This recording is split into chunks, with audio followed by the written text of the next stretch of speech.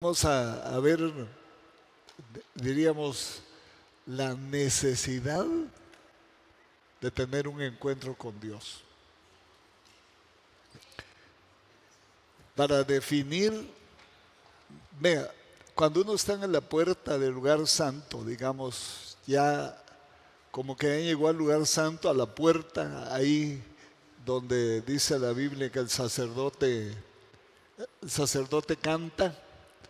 Ahí la puerta del lugar santo donde se acabó o se acaba el camino que se ve con la razón, que se ve con los ojos, donde uno tiene conciencia de lo que lo rodea, donde cuando uno ya ve la puerta angosta, la puerta estrecha, esa es la puerta del reino, esa es la puerta del reino, a donde uno se va a instruir, se va a preparar para vivir apropiadamente dentro del reino. Es Israel, diríamos como Israel. Siéntase usted como Israel en, en el lado todavía del desierto, pero frente al río. Es un paso cerrado. No hay rótulos, pero está cerrado. La puerta está abierta, pero está cerrada. En el sentido, solo se entra por revelación, por un encuentro personal con Dios. Y mientras uno está, diríamos, viviendo en el atrio, uno tiene conocimiento bíblico, predica, eh, a lo mejor enseña en su nivel, ¿no? Pero necesita uno definir su vida en cuanto a los propósitos de Dios. Pero eso no se pueden definir en el atrio. En el atrio se ponen los fundamentos. En el atrio se ponen los cimientos. Y para definir uno el curso de su vida, de acuerdo a la voluntad de Dios, se necesita un encuentro personal. Esto no es un encuentro como cuando la presencia de Dios desciende a la iglesia y cae de una manera hermosa y se mueve en medio del pueblo y el pueblo adora, hay profecía y palabra y hay todo, pero son encuentros congregacionales con Dios. Dios se mueve en medio de la congregación, aún pasando por alto muchas cosas que están en los corazones, se mueve. Pero fíjese que tengo un personaje que lo queremos revisar ahora. Vamos a revisar los encuentros con Dios de aquí a varios martes, para que empecemos una búsqueda intensa de un encuentro con Dios. De un encuentro con Dios. Por eso muchos son ministros, digamos, son ya gente con una capacidad mínima, diríamos, para desempeñar el ministerio, pero no han logrado tener un encuentro personal que defina el curso que le va a dar a su vida Dios. Estos ya no son terrenos donde uno puede decidir. Después de entrar ahí ya no puede uno decidir. Ya Dios decide por uno. Y uno tiene que estar dispuesto a que Dios decida por uno. Esto es como el río de Ezequiel, ¿no? Ese río iba creciendo poco a poco, a medida que él se iba entregando, iba caminando, el río iba creciendo. Así crece el conocimiento de Dios y lo invade a uno hasta que llega el momento que el río define para dónde lo lleva. Ya no puede uno definir porque ya no tiene fuerza humana para caminar. Entonces vamos a ver, yo estoy viendo a Isaías, el profeta que escribió 66 capítulos de su libro. Cada capítulo habla de un libro de los 66 libros de la Biblia. Cada capítulo se refiere a uno de los 66 libros que no existían.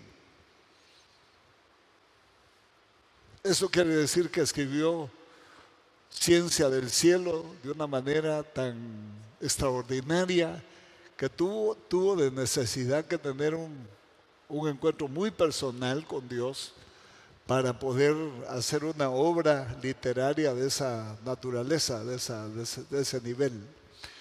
En el capítulo 1 yo lo veo predicando, yo lo veo como profetizando ya estaba profetizando, fíjese, y profetiza sobre los pecados de Judá. En el capítulo 2 lo veo viendo el reinado universal de Dios. Mire, estaba viendo una cosa aquí, viendo otra cosa allá, como cuando nos dan los temas a nosotros, ¿verdad?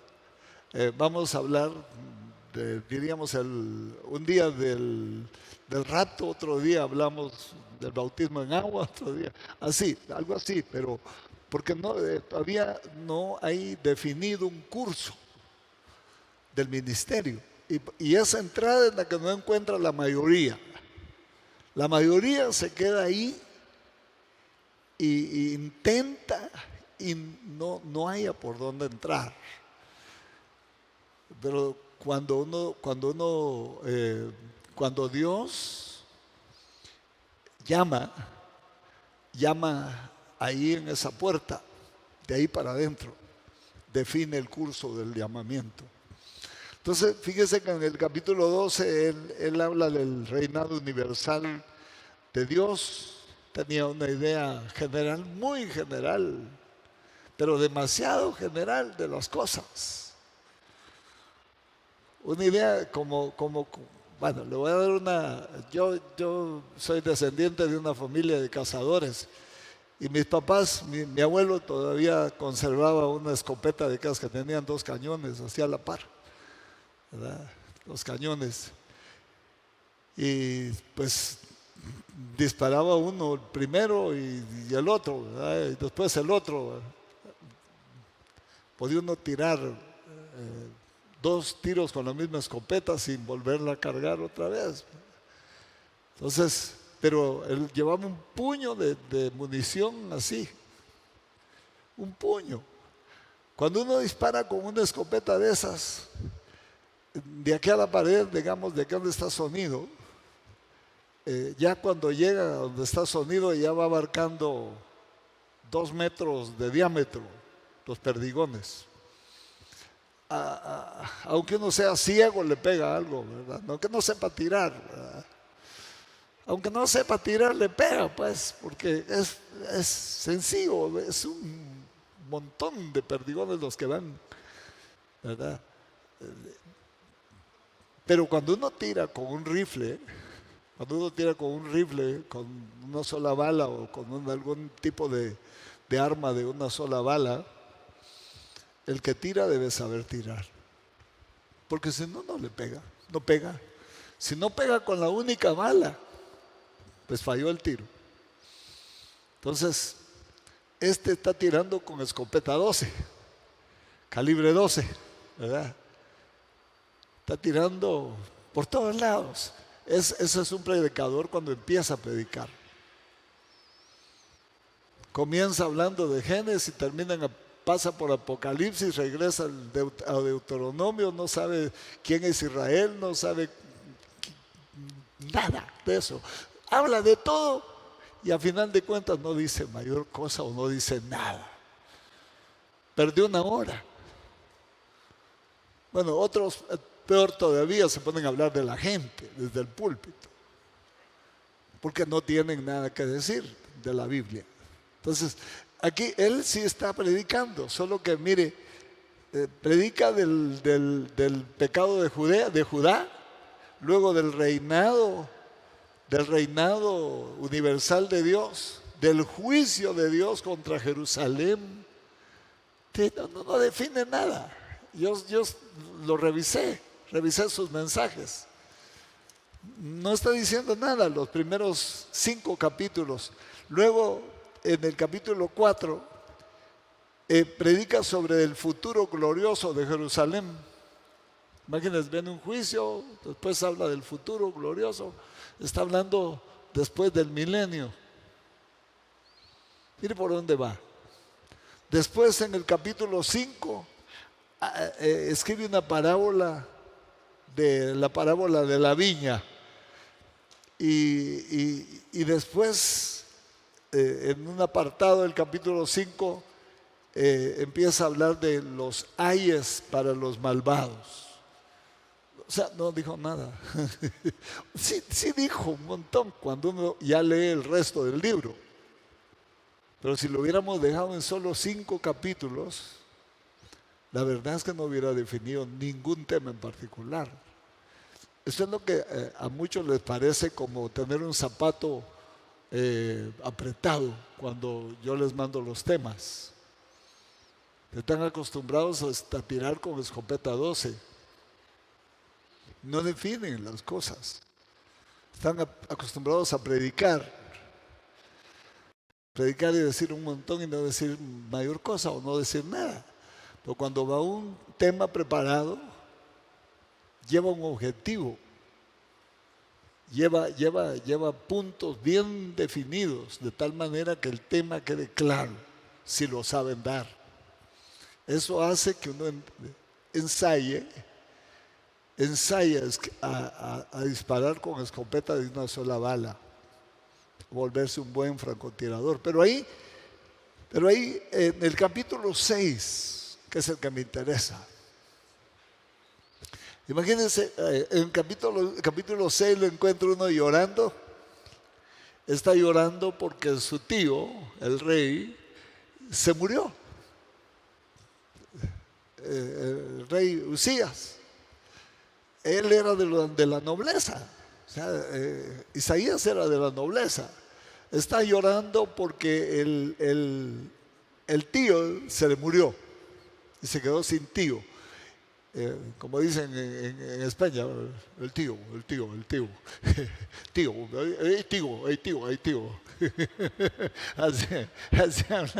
Así habla Jocho, el de Zacatecoluca. Tío, mira, tío. Así le dice a uno le dice así. Porque así habla él ya ahora, después de tantos años de estar allá. Entonces hablan así, el tío, ¿verdad? Se le había muerto el tío. Y entonces ahora llega una dinastía diferente. Seguramente va a llegar una dinastía diferente, ellos se va a quedar fuera del palacio. Entonces está llorando. No dejaba de llorar. Dice que en el año que murió el rey Usías, ahí está la clave. El año que murió el rey Usías, vi yo al Señor sentado sobre un trono alto y sublime, y sus faldas llenaban el templo. Por encima de él, serafines, cada uno tenía 6 alas. Con 2 cubrían sus rostros, con 2 cubrían sus pies y con 2 volaban. Y el uno al otro daba voces diciendo: Santo, Santo, Santo, Jehová, Dios de los ejércitos, toda la tierra está llena de tu gloria. Y los quiciales de las puertas se estremecieron con la voz del que clamaba, y la casa se llenó de humo. Entonces dije, yo me lo imagino diciendo: bueno, solo esto me faltaba, ahora sí soy hombre muerto. Ay de mí, pues soy hombre muerto. Ay de mí. Imagínense lo que pero Dios no aparece para matar.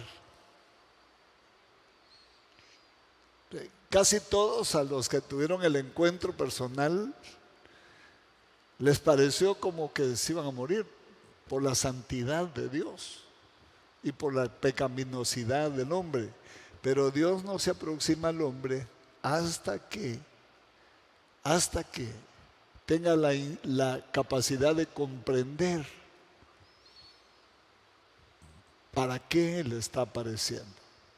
¿Cuál es la razón? Por eso tenemos que enseñar sobre esto, porque esto es importante. Esto es sumamente importante. No sé si me le pueden bajar un poquito al aire, porque yo vine un poquito irritado y entonces siento como que el aire me está cayendo un poquito. No de la mejor manera. O si me apagan por favor, nada más, sería bueno. Entonces, y los quiciales de las puertas se estremecieron y dije, ay de mí, porque soy muerto, porque siendo hombre inmundo de labios y habitando en medio de pueblo que tiene labios inmundos, han visto mis ojos al Rey Jehová de los ejércitos. Oiga, esta es la reacción de Isaías cuando vio ese tremendo escenario, un escenario no tangible, solo lo estaba viendo, era una visión, no lo podía tocar, ¿verdad? Pero la cuestión es que él reconoce dos cosas. Reconoce que él tiene labios inmundos y reconoce que habita en medio de un pueblo de labios inmundos. Y reconoce su pecaminosidad, ¿verdad? Ante la santidad de Dios, ante la tremenda santidad de Dios. Ese es un encuentro con Dios. Ahí sucedió algo, lo que él confesó que a su juicio estaba mal, se lo curaron. Porque uno de los personajes que estaban voló al altar. La visión que estaba teniendo era el templo. Y vio el altar seguramente no el altar del atrio, sino el altar del incienso. Voló y agarró un carbón encendido y se lo pasó en la boca. Le quemó la boca y le dijo, ahora esto ha limpiado tu boca, ha limpiado tus labios. Entonces definió el curso, porque lo que le dijo es, tú vas a ser como mi boca. Se ha santificado tu boca para usarla, no te voy a usar en otra cosa, te voy a usar hablando.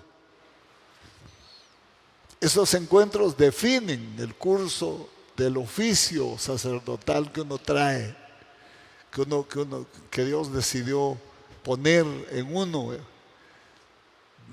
a lo mejor en Cristo desde antes de la fundación del mundo, porque a nosotros nos escogieron en Cristo. En Cristo dice que fuimos predestinados desde antes de la fundación del mundo. Esto es algo así como a Eva, que estaba en Adán, adentro. Y dice, varón y hembra los creó, pero solo estaba uno. Hasta que le abrió el costado, y le sacó una costilla. Y de ahí hizo una mujer. Yo no sé, les decía, no sé si anoche a los hermanos de la alabanza, ¿qué otro material usó para complementar? Porque de una costilla solo Dios puede hacer una mujer. Costillas, una costilla, ¿no? Viéndolo físicamente, ¿no? Y así es. Entonces, aquí define el curso. Y dice, y le dijeron, le dijo, y voló hacia mí uno de los serafines, teniendo en su mano un carbón encendido, tomado del altar con unas tenazas, y tocando sobre mi boca, dijo: he aquí, esto tocó tus labios, y es quitada tu culpa, y limpio tu pecado. Después oí la voz del Señor que decía,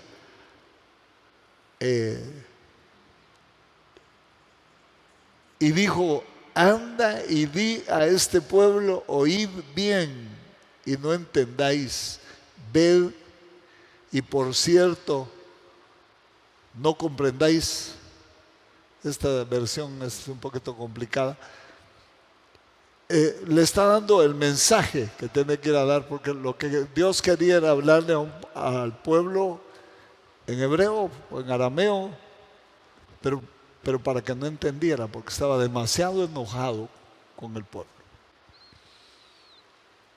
O sea, Dios habla para que el que tenga oídos oiga,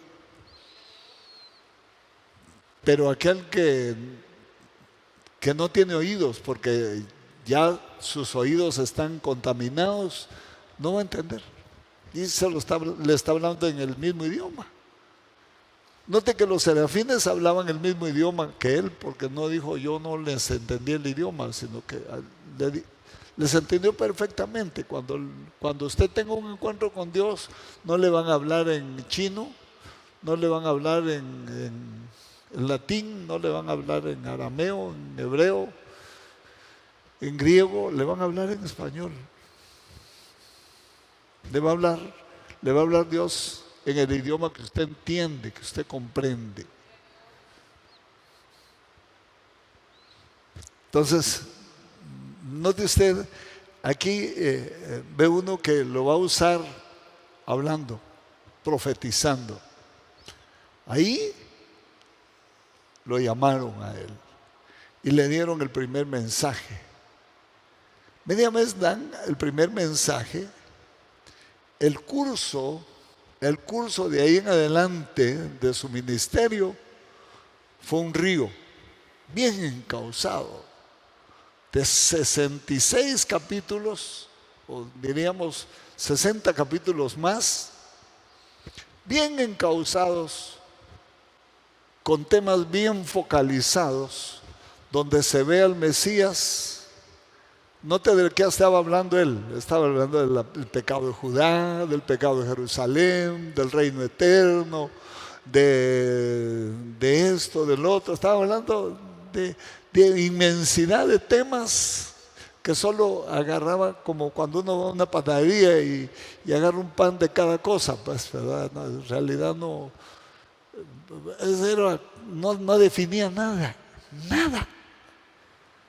Es lo que nos pasa a nosotros cuando estamos empezando a predicar. Queremos hablar de todo, pero como no tenemos claro, entonces hablamos mucho y decimos poco. Pero lo que Dios quiere es ser claro y conciso, no necesariamente largo en exposición, sino claro y conciso. Y ahí comienza ese río de capítulos, 60 capítulos.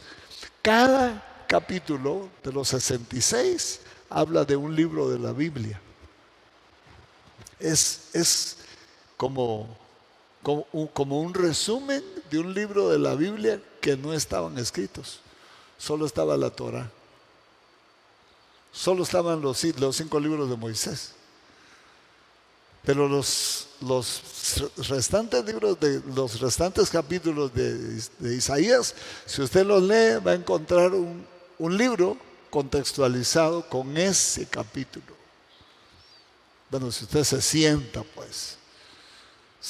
un buen tiempo a buscar, no si viene 10 minutos antes del culto y se pone a leer un verso de la Biblia, no va a entender nada, eso es Solo va a entender, por ejemplo, el que habita al abrigo del Altísimo, 10 minutos, ya no. No, esto es de sentarse. Esto es de ¿cómo podría entender? Decirle, no puedo decirle especializarse porque no es una especialidad, pero es de ponerle atención a la palabra de Dios, entenderla,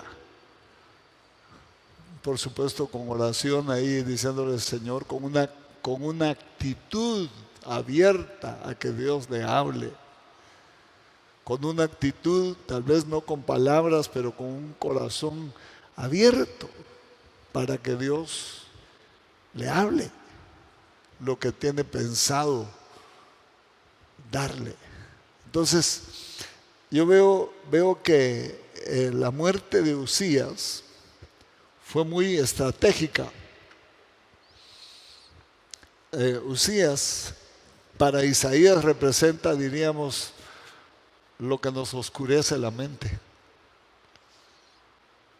lo que no nos deja entrar al lugar santo, lo que no nos deja ver nuestro llamamiento. A veces estamos con los ojos embelesados de alguna situación que nos pasó o que no nos pasó, porque nosotros nos molestamos porque nos pasó o porque no nos pasó, ¿verdad? Somos extraños, eso ya lo sabe usted, porque pues somos iguales, somos extraños. Entonces, esta actitud está representada en todos los primeros 6 capítulos. La vida anterior de Isaías está focalizada en su tío. Él tenía su tío y era el rey, y él era de la nobleza. Entonces su tío fue un rey más o menos, ¿no? Pero de repente hizo no sé qué hizo, y creo que fue el que murió de lepra en la frente. No sé qué hizo, pero no lo revisé. Pero se quedó sin tío. Se le quitó la nube que le oscurecía para poder ver el propósito de Dios. Cuando nosotros fijamos nuestros ojos en las cosas de aquí y nos oscurece algún tema en nuestra vida, nos oscurece la posibilidad de ver los propósitos de Dios, necesariamente nos vamos a tener que meter a la presencia de Dios, a buscar un encuentro personal. Un encuentro personal que defina, aquí es ministerial, pero define el curso de la vida. Define porque nosotros no venimos a ver, vamos a hacer algo aquí, algo allá, algo por allá, y a ver si sale algo por aquí. No, nosotros tenemos un plan de Dios que debemos entender aquí antes de irnos, por lo menos para hacer algo de ese plan, porque ese plan, lo que hagamos de ese plan es lo que va a contar para nuestro galardón, para nuestra ubicación en el reino de Dios. Si no hicimos nada, pues nos van a dar tal vez un premio de consolación ahí, un rollito de alambre de amarre o de algo así, sin importancia. No, ahí no hay nada sin importancia, pero tampoco le dan a uno de gratis nada. Ahí es justo. Dios es justo. El juez justo es Dios. El juez justo. Entonces, note usted que estamos ya en el punto clave. El encuentro personal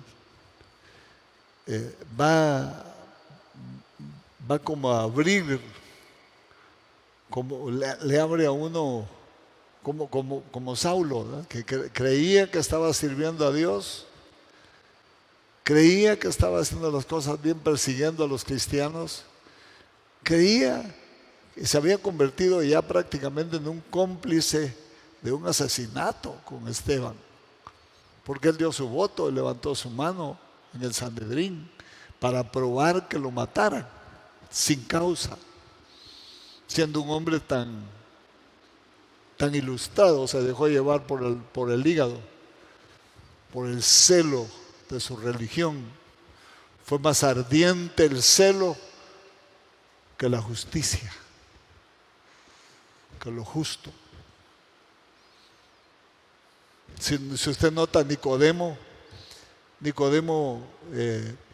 era un hombre ya maduro, no conocía al Señor, lo había visto nada más una vez, había tenido una entrevista con él, pero cuando lo querían crucificar, él siempre aconsejó que tuvieran cuidado. Cuando empezaron a perseguir a los discípulos, les dijo: miren, oigan, les voy a dar un consejo. Se levantó un tal Judas, o un Tadeo, no sé quién, y todos los que en un movimiento que llamó a más de 300 hombres tras sí, y cuando se murió él, se acabó el movimiento. Y así fue otro. También, si este Jesús es como uno de ellos, ahora que él se murió, solo se va a pagar. Pero si no es así, si es de Dios, va a permanecer. Y no sea que ustedes se encuentren peleando con Dios. Un consejo centrado. Al contrario de Saulo, era un poco más joven, más ¿cómo se llaman? Las más visceral, ¿verdad? Uno cuando es joven es muy visceral, con cualquier cosa se enoja y a veces apoya causas injustas. Cuando uno está viejo ya sabe medir, aunque hay viejos que llegan hasta el último año y no saben qué hacer, no sé, pero siguen siendo igual. Pero la gente que aprende sabiduría sabe hasta dónde llegar, se para y no da un paso más. Cuando el próximo paso va a ser en el terreno de la injusticia. Aun cuando su pasión se le venga abajo, que era su religión, ¿verdad? Pues, saben hasta dónde llegar. Entonces, pero Saulo pensaba que estaba sirviéndole a Dios hasta que lo tumbaron en el camino, y cuando oró Ananías por él, le salieron escamas de sus ojos. Algo así le pasó a esta no fue de sus ojos, fue de sus labios. Su boca fue la que confesó, él confesó que era de labios inmundos y que habitaba en medio de un pueblo de labios inmundos. Entonces le quemaron la boca, pero le dijeron de una vez: tu culpa ha sido quitado y tu pecado ha sido perdonado. Ahora ve y di a este pueblo esto y esto y esto y esto. ¿Qué le dijeron ahí? Ve a profetizar, ese va a ser tu oficio. Así es la cosa, así es como llama a Dios. A veces uno no entiende, pero hay que buscar un encuentro con Dios, porque mientras uno no tenga ese encuentro, no sabe uno para dónde agarrar. El reino de Dios es tan grande, y a donde quiera que uno vaya palpando, ¿no? eh, no va a encontrar, como me pasó una noche de estas, hace unos días. Me desperté a medianoche y me levanté al baño, pero no encendí la luz. Estaba oscuro y yo medio dormido. Y vi la lucita de afuera de la puerta. Me equivoqué de puerta porque la puerta era la que salía de la habitación y la otra era la del baño. Y me fui ahí palpando, porque no quería encender la luz. Yo no sé por qué no quería encender la luz y solo yo estaba ahí. Pues la costumbre de tener el cuidado cuando mi esposa está de que no despierte cuando yo me levanto. Entonces no encendí la luz y toqué a la puerta, pero no vi que la columna me quedó aquí. ¡Pau! Y yo vine como 3 días, aquí o 4, como que era mapache. Y lo peor que como que era pirata, con un ojo así, morado de aquí. Morado. Sí, como que era pirata. Pero no se miraba por los lentes. Con la luz se oscurecen un poquito y eso me favorecía en gran manera. Porque si no, pues, mi esposa no está, pero cualquier cosa hubiera pensado, una cabeza mal pensada, se lo sonaron a este, ¿verdad? Entonces note usted que cuando uno no mira, palpa. Y si pasamos palpando toda la vida, no vamos a encontrar nunca la entrada al proyecto que Dios nos asignó en Cristo, desde antes de la fundación del mundo. Eso dice Efesios 1, así dice Efesios 1. Dice que Él preparó un plan de antemano en Cristo para nosotros. Desde antes en Él, como había preparado un plan para Eva en Adán.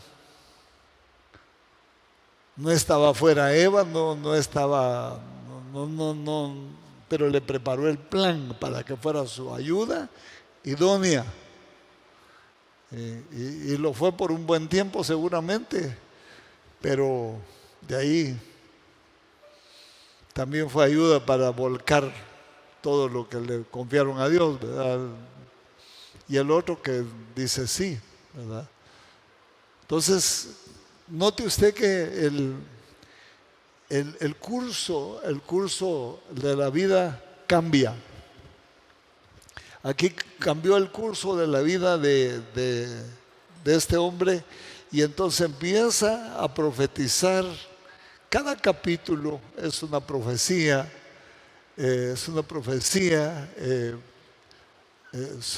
como es profecía, es alegórica, es escatológica en su mayoría. Isaías es el evangelista del Antiguo Testamento.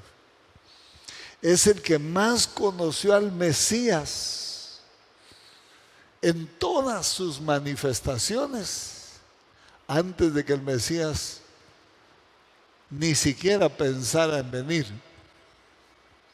Él lo conoció de distintas maneras.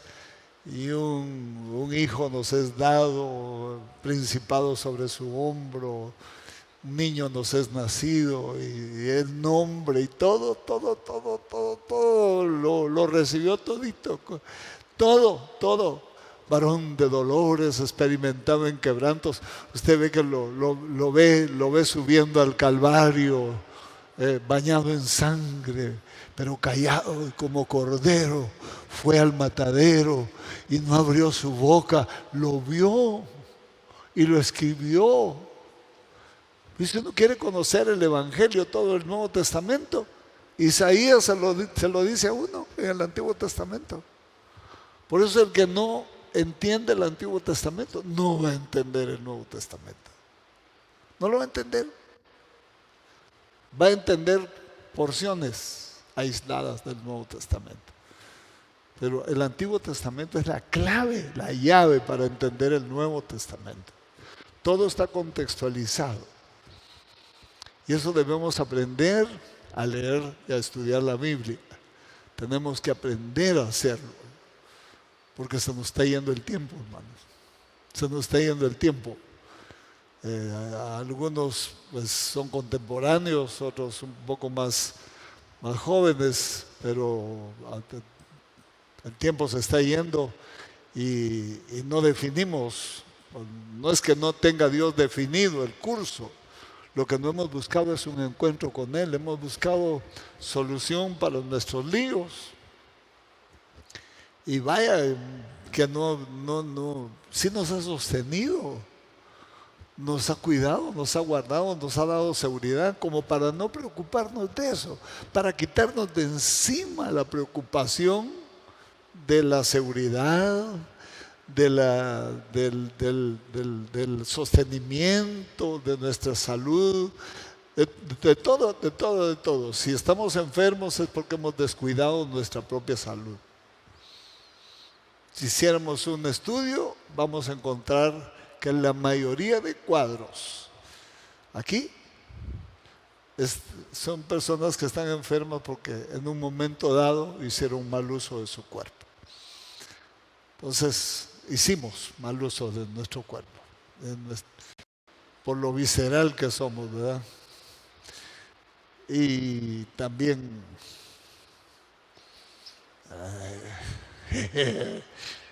nos encanta comer, nos gusta comer, y es que es bueno, es sabroso comerse unas 3, 4 pupusas, ¿verdad? Y a veces quisiera sentarme y comerme 3. No, pero yo sé que no debo hacerlo. Me como una, me como 2 y digo, ya pasé el límite. De aquí no paso. Entonces, ese gobierno pasa uno media vida o una vida para aprenderlo, ¿verdad? Y eso fue lo que Pablo le dijo a Timoteo: ten cuidado de ti mismo. Ten cuidado de ti mismo, porque nadie va a tener cuidado de lo que uno come. Le van a ofrecer de todo a uno, sobre todo en estos días. A usted le van a ofrecer tamales, le van a ofrecer chumpe, le van a ofrecer, de todo le van a ofrecer. Y uno dice, amén, heme aquí, heme aquí, heme aquí, vamos, ¿verdad? Pero no,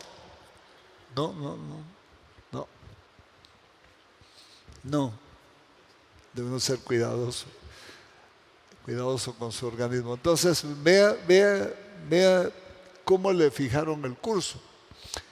Si vemos a Jacob, va hecho un nudo, Jacob, hecho un nudo. En primer lugar llevaba 4 mujeres, solo eso.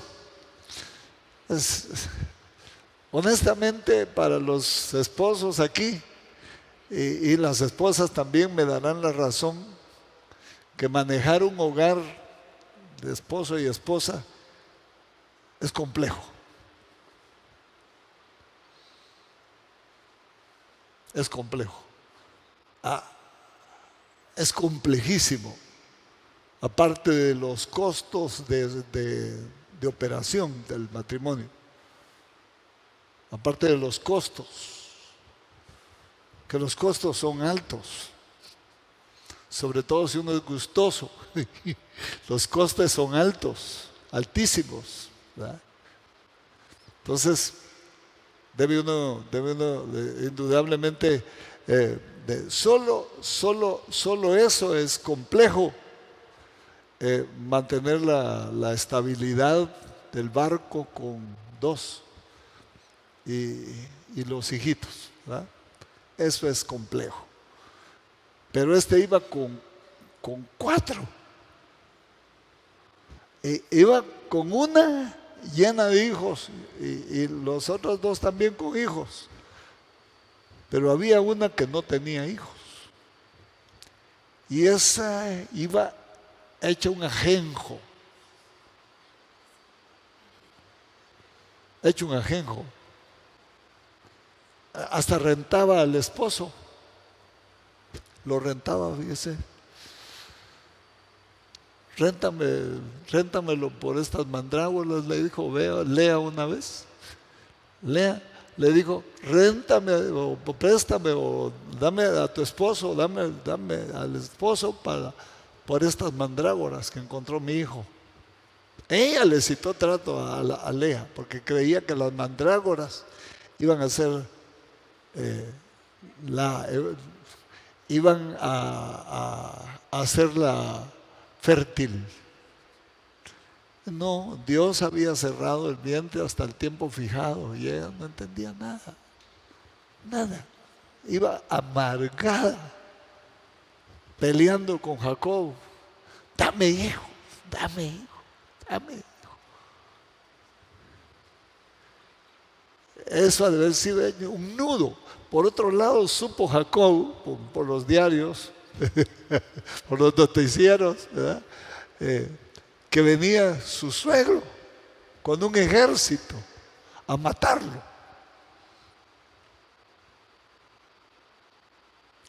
Y por otro lado supo que venía su hermano con otro ejército de 300 hombres a matarlo también. Así que se quedó en medio.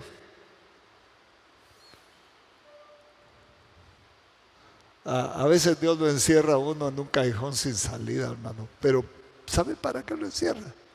Para buscar un encuentro con Él. Pero se puede uno morir. De la tormenta se puede uno morir, en lugar de buscar un encuentro.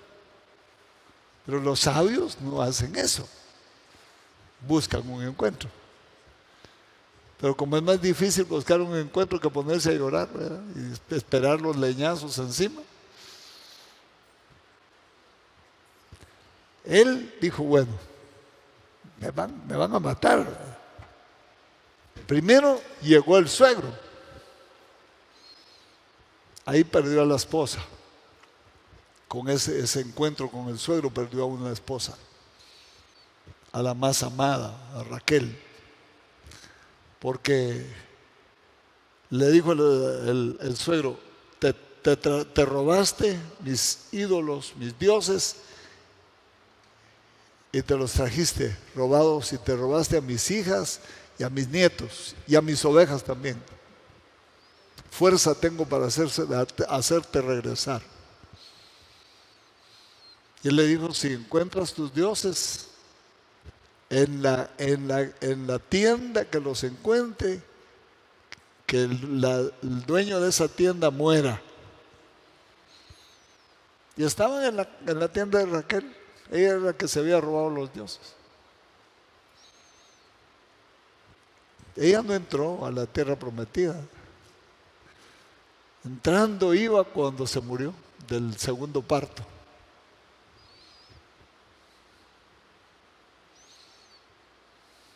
Ahí se dio cuenta Jacob que los dioses eran peligrosos en la casa. Y ahí los dejó enterrados donde murió Raquel. Pero ese callejón sin salida lo obligó a pensar. Y dijo, bueno, me voy a tener que quedar solo. Mandó a la que quería más, a Raquel, adelante, con un rebaño. Mandó a Lea, la madre de sus hijos, digamos, a la segunda esposa, y después mandó a las dos concubinas mandó primero, que las maten a estas, que las maten. A las dos concubinas mandó primero, y después mandó a Lea, y después mandó a Raquel. Y por último se quedó él. Él debió haber ido adelante para enfrentar a su hermano. pero no, se quedó atrás porque tenía miedo, tenía terror, conocía quién era Saúl. Y ahí fue donde se encontró en el arroyo de Jaboc, en el río de Jaboc, en el vado de Jaboc, se encontró con el ángel y peleó desde la medianoche, probablemente hasta el amanecer con él. Se agarró de él, dejó el ángel de Jehová que lo agarrara y no lo soltó. Hasta que le cambió nombre, lo bendijo y fijó su camino. Pero le dejó una marca. En otras palabras, lo mató Dios antes que lo matara Esaú. Cuando llegó con Esaú, llegó con un bastón. ¿Quién eres tú?, le dijo Esaú. Yo soy tu siervo Jacob. ¿Tú? Sí, yo soy. Él pensó que iba a encontrar un hombre armado para agarrarse y darse duro. Él quería sacar la ira que llevaba dentro desde hacía no sé cuántos años, 20 y tantos años. Pero no pudo porque ya estaba, ya le habían pegado. Entonces, el encuentro con Dios encausa la nueva vida hacia el rumbo correcto. Entonces nosotros necesitamos buscar ahí sí es bueno que le use esta palabra, con ansiedad, un encuentro con Dios. Si usted está contra la pared, la clave es un encuentro con Dios. Si usted está ahogándose, la clave es un encuentro con Dios. No solo le van a quitar el agua que la está ahogando o lo está ahogando, sino le van a dar curso a su vida. Ahí le van a decir, yo me acuerdo muy bien el encuentro. He tenido varios encuentros con Dios, bastante personales, pero se pueden encontrar con Dios en la palabra también. Recuerdo que a mi esposa, cuando supo mi suegro que se convirtió y mi suegra, pues la pusieron así de lejos. Pero el día que cumplió 15 años su hermana, le dijo el papá, fíjese, ella llegó temprano porque me preguntó qué hago. Van a hacer misa, va a haber fiesta y yo no quiero ir. Ella se acababa de bautizar, yo no quiero ir. Entonces le dije, anda temprano, llevarle un regalito. Anda, vela y darle un regalito y pues si te dicen tus papás, pues decirles que no vas a poder estar ahí. Y se fue, me obedeció el consejo y se fue. Antes de que ella dijera nada, solo fue y le llevó el regalito. Ahí salió el papá de la barbería, porque él tenía una barbería ahí en su casa. Y le dijo, mija, a veces vuelven dictadores los papás, ¿verdad? Mija, hoy es los 15 años de tu hermana y hoy es la misa. Yo quiero que, de usted la trataba, yo quiero que usted esté a la par mía en la misa. Él jamás iba a misa. Él si se persignaba se arañaba la cara, pero ese día quería que su hija estuviera a la par. Ay, quiero que esté a la par mía. Y luego va a haber fiesta aquí. Y como se acostumbra que el papá baile el primer vals por marimba, ¿verdad? Con la quinceañera. Pero él él no puso sus ojos en bailar con la quinceañera. Él le dijo, yo quiero bailar con usted el primer baile, para romperle su fe. Mi esposa no tuvo otra alternativa que pararse. Y le dijo, papá, yo le agradezco, pero usted me dio un matrimonio y yo tengo mi autoridad, mi cabeza, tengo mi esposo. Y yo le tengo que obedecer a mi esposo. Yo no voy a venir ni a la misa ni a la fiesta. Entonces le dijo, no vuelvo a poner un pie en esta casa. Se fue llorando todo el camino. Se fue llorando, tomó la primera camioneta, el primer bus, llorando, agarró otro llorando y caminó todo lo que teníamos que caminar para llegar a la casa llorando. Y llegó llorando.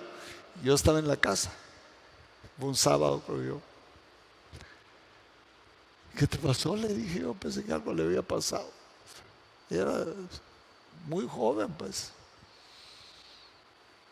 Ya teníamos, creo que los tres estaban ya, pero que ellos nacieron ya joven. Entonces, ¿qué te pasó? Mi papá me echó de la casa, me dijo. Así le dije yo. Y yo estaba descansando en la cama y ella se fue a sentar ahí conmigo a llorar, pero a llorar. Porque ella, su papá lo tenía, pero en mucho aprecio, y él siempre había sido muy cuidadoso con ella.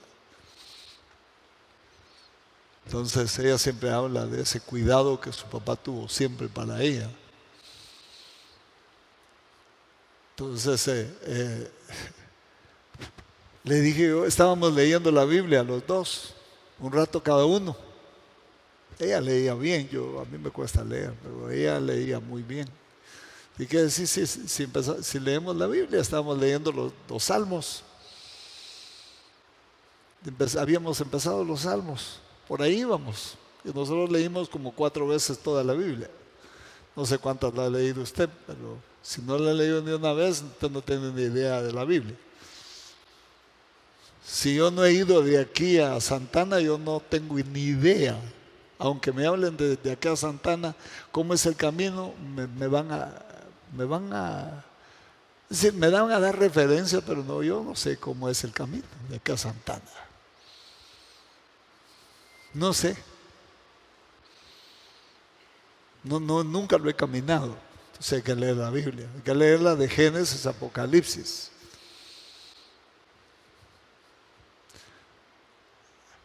Entonces nos pusimos a leer la Biblia, se puso ella a leer, se secó las lágrimas y se puso a leer. Y llegó al Salmo 45. Y el Salmo 45, ¿quién lee bien? ¿Quién lee bien pero que tenga una Biblia de letra grande? Alguien que lea bien. No alguien que tataratee porque no vamos a entender qué estamos hablando. Aleluya. Así de pie, con voz de trueno. No, del 45:9 creo que es. 45:9 dice, hijas de reyes están entre tus ilustres. Entonces no es 45:9, permítame ver. Es del Salmo 45. 10. No, Oye, hija, y mira, e inclina tu oído, olvida tu pueblo y la casa de tu padre. Siga. Y deseará el rey tu hermosura, e inclínate a él, porque él es tu Señor. Y las hijas de Tiro vendrán con presentes, implorarán tu favor los ricos del pueblo. Note usted. Pero antes de eso, leyó el pasaje que dice que él iba a cabalgar hablando del Mesías, que iba a cabalgar sobre palabra de verdad y que su lengua, un poquito antes, iba a ser como pluma de escribiente muy ligero. Y ahí sacudió mis entrañas, las mías. Y ahí sacudió a las de ella y nos tiramos a llorar, pero no se tiró a llorar ella por su papá. Ahí entendió que tenía que olvidarse de su casa. No olvidarse, dejarlos abandonados, sino pues ponerlos en su lugar, en su justo puesto, donde deben estar, con una línea de no intervención, porque debe haber una línea de no intervención. Los padres no deben intervenir en los matrimonios de los hijos, sobre todo tomar decisiones. ¿Qué tiene que ver con eso? No se puede. Jamás van a aprender a tomar decisiones ellos. Entonces, ahí fue un luzazo para mí donde dice: cabalga sobre palabra de verdad. Tu lengua será como pluma de escribiente muy ligero, y como saetas agudas se pegarán, creo que dice, en el corazón de los enemigos del rey. Algo así dice por ahí, en los versos anteriores a eso.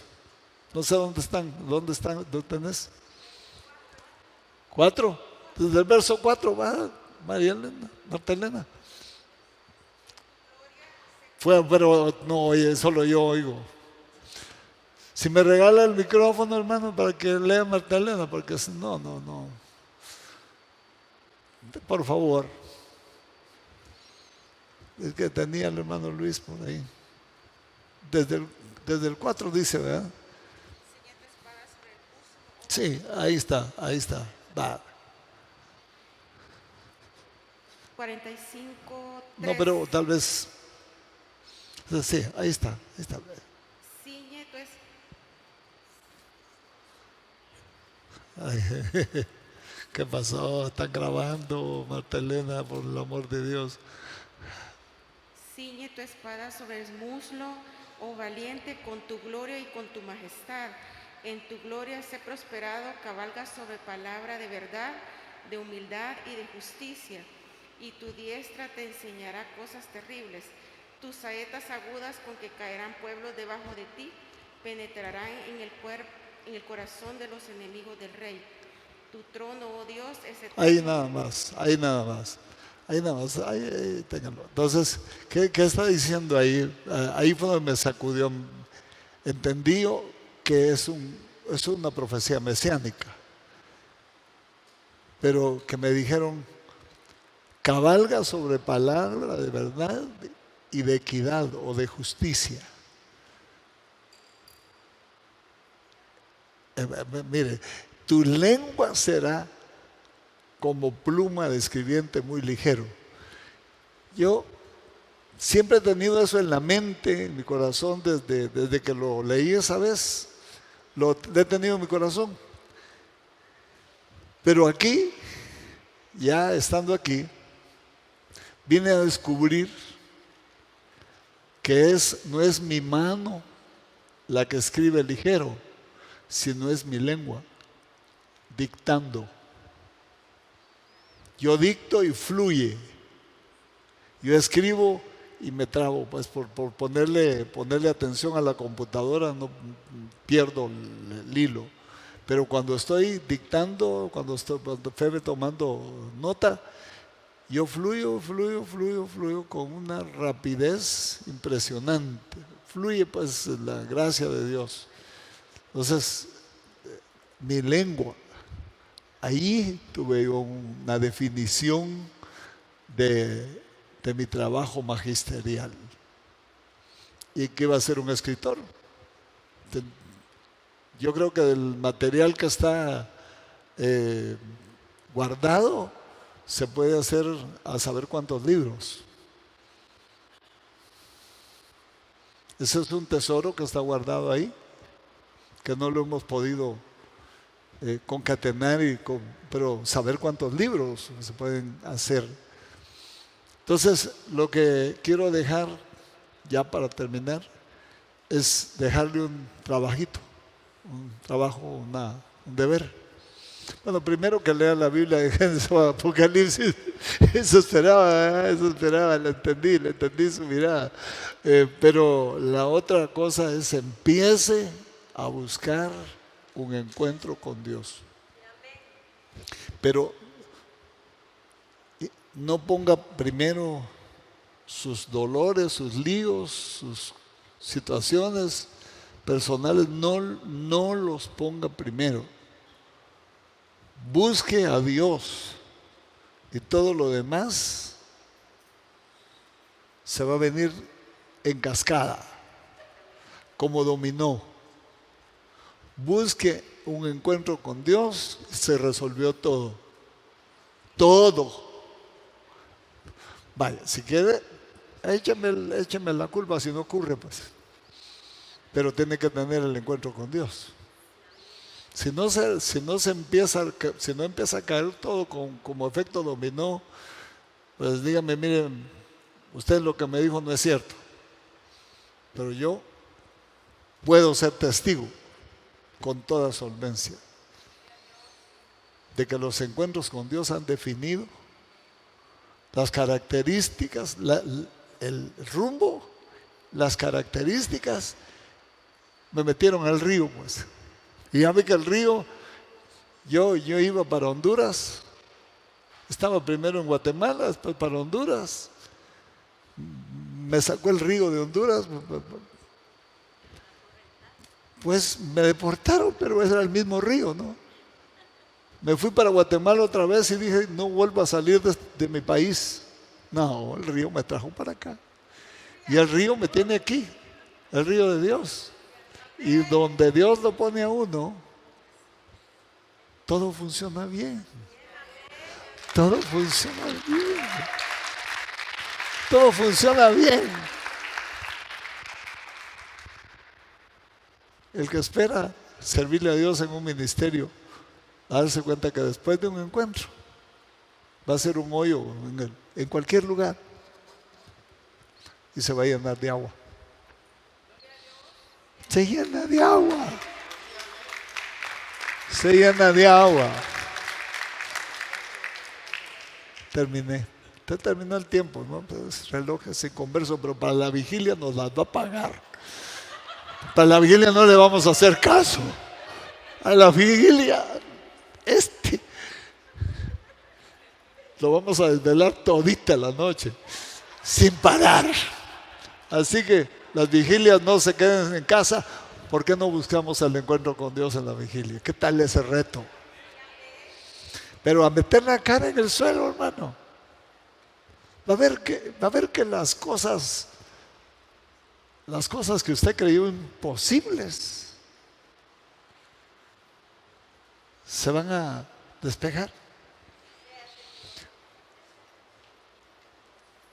Jamás en mi vida, cuando comencé a fundar la primera iglesia, pensé que alguna vez iba a tener la oportunidad de fundar otra. Hasta en Italia hay. Fíjese usted. En Estados Unidos, imagínense cuántas hay en Estados Unidos.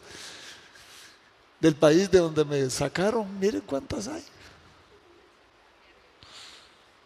A Honduras le pasó lo que le va a pasar al reloj por haberme sacado.